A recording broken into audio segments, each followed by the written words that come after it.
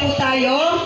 Tinatawagan ko si Brother Israel Daniel para sa offering. Ayan, ginago natin ngayon siya ay magbibigay ng Bible verse. Ayan. Isang malakas na palakpak sa aming Panginoong Jesus.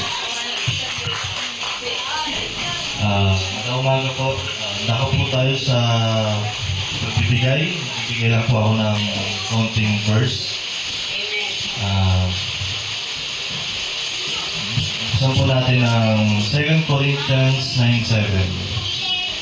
Ayan. 2 Corinthians 9:7.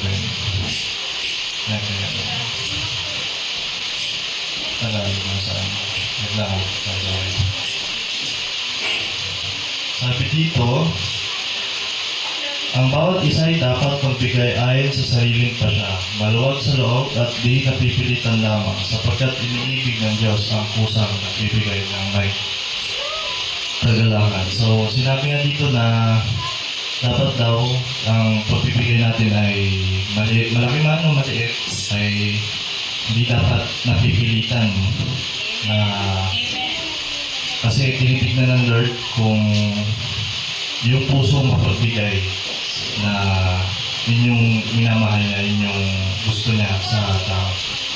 So, dapat hindi tayo napipilitan. So, yun nga. So, tayo mag-pray. Lord, maraming salamat sa araw ng Lord na tipang-tipang ko ni Lord. Honor and glorify Lord. Tingnan niyo kami ng pusong mapagbigay Lord na sa iyo lang nakasentro, Lord. I-redirect mo ang puso namin, isip namin patungo lang sa iyo, Lord. Maraming salamat sa lahat ng blessings, sa pinagkalog mo po sa amin. In Jesus' mighty name, Amen.